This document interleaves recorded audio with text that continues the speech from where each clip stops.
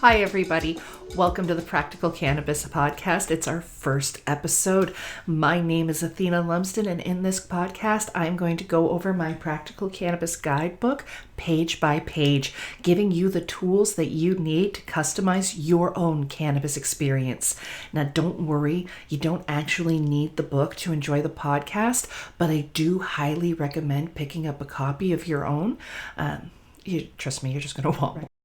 Might know me or know this voice from my YouTube channel Canahow, from my speaking engagements for educating groups or conventions, or from my bud tender training. I'm a little bit of everywhere, but I am definitely here to make sure that people know that cannabis is a wonderful way to support your endocannabinoid system. For the record, I am a medical cannabis patient of a rather high dose, and to keep things moving and regulated, you will be seeing or hearing me using my medication during this podcast. I do mention seeing because you can watch a video version of me being awkward about all of this on my YouTube channel. So if you're interested in that, check it out. And if you're not, that's great too. Today, my standard care kit includes my infused tea, my cough drops, my lotion, my lip balm, and an inhaler. Today, my the version of cannabis that I am inhaling into my lungs. It's going to be a bong, which was a lovely gift from my friend. And I'm smoking a mystery plant number 4. It's a mystery plant because I lost the labels in the rain. But I can tell by the scent, the terpene balance, that this is a good fit for what I'm trying to do to here and now and today. And, I'm not trying to sell it. It's just for myself and my personal use, so that's more than good enough.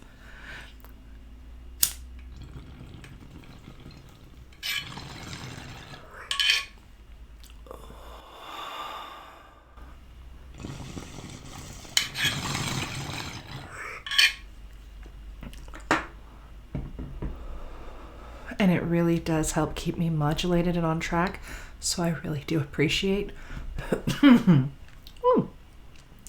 I really do appreciate your patience with my medical needs. So today I will be talking about why I wrote the book, how I decided what was worthy of being included in the book, my decision to include full color graphics despite the increased production costs, and what to expect from future episodes. Okay, so why did I write this book? Well, I am a medical cannabis patient who struggled a lot with finding my personal balance, and whenever I would ask for help, I would get shrugs and hand waving and like odd resources that weren't always, like the resources were extra frustrating because they would frequently have conflicting and unreliable information, and they would be presented as valid right alongside things that were conflicting or literally nonsense. And it wasn't just things that were like, oh, I found it on Google and it was weird, but my doctor's office had great supplies. No, unfortunately, my doctor's office, cannabis clinics, licensed producers, even like dispensaries, all of them have been giving out like weird half, and it's not their fault. They're doing the best that they can, especially back before pre-legalization and all these other things. But as a patient who was struggling to find my own fit, having people come, I would go, please, help me. And they'd go, you gotta figure it out for yourself. And that's a mighty big ask when people are in a serious state of cannabinoid deprivation. We'll get into why that's so hard in a couple of episodes, but like asking people to pick up a serious amount of new education and terminology and applying it to their lives when they're at a serious medical spot in their life too, it's too much, I also found that when I was experimenting in my own kitchen, just how much quality processing mattered. Not to mention just the having quality ingredients in your edibles in the first place. Making your food have, more terpenes of the type of terpenes that you need, quality, keeping out preservatives and excess sugars if possible. Just healthier food makes healthier edibles, makes a healthier you, right? And the real big one was, if I'm struggling, if I am the researcher and experimenter and ripping everything apart and putting it back together and I'm still fighting with this, I bet a lot of other people are fighting too. So, maybe it won't change the world, but maybe it'll help somebody. Maybe it'd help anybody. Nobody deserves to suffer. So how did I decide what was worthy of being included in my book? Well, first and foremost, it had to be reliable. I needed to be able to find that exact piece of information in at least 3 different sources that were attached to like a study, a doctor's name. It had to have something that was significant enough for me to say, yes, this is a real scientific report, not just a meme that somebody just slapped together and shared. It also needed to have be verified in my own home kitchen. And I put all of the information that I had found, because all of this started long before I thought about actually writing a book. This was when I was trying to filter and verify and hack my personal cannabis code and like my own personal fit. So it also had to go into my spreadsheet. And let me tell you, my cannabinoid terpene symptom and condition spreadsheet, it got pretty extensive, and there were some distinct trends, and they really, really helped me determine what was, the most important thing to be putting into that, because it also helped show what were the things people were actually asking about the most and what was the most readily available, because I want people to actually be able to use the information they find. It's like finding a cookbook that looks delicious and it sounds amazing and it's got great ideas, but it's got you trying to shop for stuff that they only sell on the other half of the planet, or is exorbitantly, excessively expensive for like if you're trying to use this every day, you're trying to handle it with your medical needs, you need to make it more affordable, not less, right? So it needed to be relevant to your home life, your home kitchen. So on top of that, it really needed to be pointed out about the volume. Like a lot of the terpenes and the cannabinoids and these elements in cannabis that are, really, really wonderful are also only available in super tiny amounts. You would need massive amounts of cannabis being run through a remarkable variety of lab equipment to get yourself purified cannabinoids or terpenes of these varieties. They keep posting, like, memes are great, but they are only so helpful.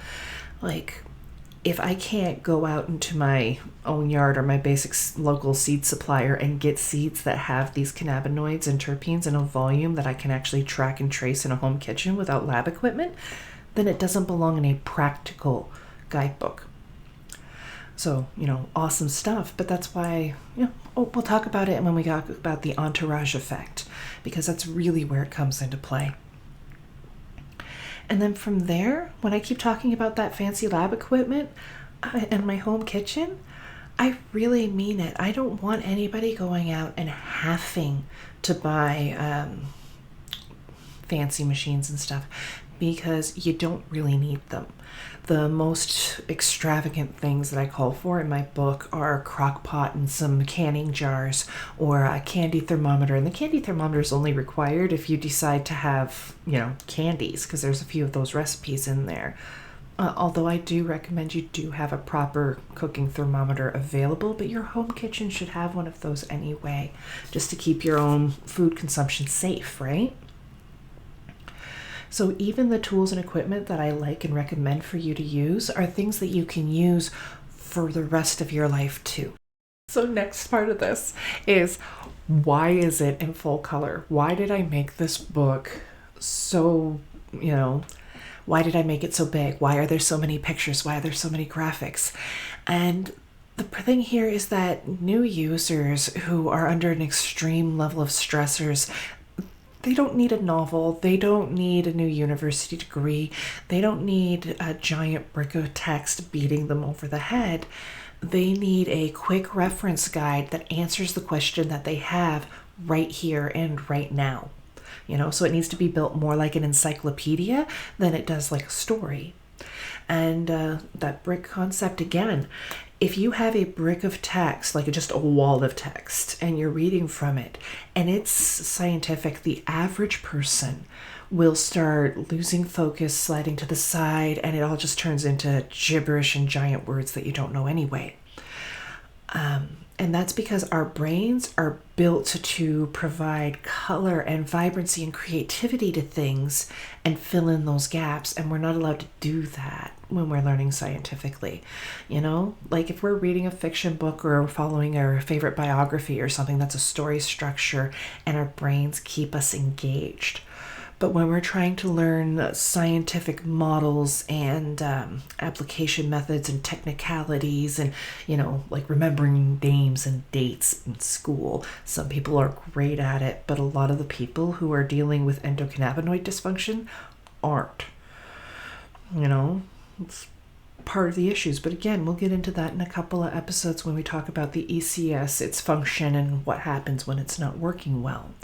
So generally speaking, if you're already needing a medical cannabis prescription, you're already low on focus and attention and stamina. And it's really, really great for DEI, diversity, equity, inclusion, because we usually hear about that term in the workplace, but it counts for how we learn as well. Because even though we are all visual creatures, we all have that, bright lights, flashing colors, movement, and all that. Having things this detailed and colorfully cross-referenced, because you will find that the colors in the book are cross-referenced in many, many different ways. And the graphics tend to be rather detailed and emotionally evocative instead of just technically there. And that is so that the way that the neurodivergent brain works is active, and it needs many, many pieces of information for it to pay attention to what it's paying attention to. Adding the layers of colorful graphics and visualization and the cross-referencing really helps them stay attached to the actual subject at hand, which is vital if they're trying to handle their health with it. And speaking as a neurodivergent person, it's nice. Maybe it won't work for everybody, but I tried. I really, really tried. So if it worked, let me know, because that was the intent. I wanted to make it easy to learn, easy to retain, easy to cross-reference, easy to use, no matter how ready to focus your brain is, because not all of us are there, because I tell you, I got to fight for my focus. Okay, what can you expect from future episodes? Well, hopefully less babbling and meandering, but no promises, because I'm still me. So either I'm going to get better at it, or we're going to get used to it. Either way, we'll figure it out. But what I will be doing is a page-by-page breakdown of that book, because the book is intended to be a practical guide. That means that all of the stories, the challenges, the refinements, they don't show up in it. It just has all the technical details of what you need to know on that exact subject to apply it to your life in your way, right? It's going to include what led to that topic being included, any tips or tricks that I found in helping me with my personal cannabis journey and making it apply and be more efficient. I also plan on doing mini Q&A episodes. So please feel free to submit your questions and your comments. Just please understand that I am only one person and I cannot possibly get to them all. Also, we are all unique. All I can do is give you the best information I was able to find and then move forward. Actually, one of the things I did for this book to help make it good for everyone was everywhere there's a spot where here's the technical stuff, and then your body just might go ahead and do what it wants to do anyway, because there are a lot of elements to cannabis that are like that. There's a little notepad spot designed for you to enter your personal unique responses, so that when you're looking at it later, you can come back to it and you go, oh, I almost forgot. This terpene is bad for me, and everybody says it's great, but it's bad for me. And I can track that and reference it in relation to my own life and needs. Like personally, I have to deal with that one with limonene, however you pronounce it. But I have found that it's a double-edged sword in my life. And I only found that out by going through and hashing everything down. So, yeah, everyone is unique. The book is a great resource to help find your personal fit. And it is really just built because I was so intensely frustrated with what was already available. Because we deserve better. So I did my best, and I really, really hope you guys enjoy it, and I really hope you enjoy this podcast, because, again, I'm trying.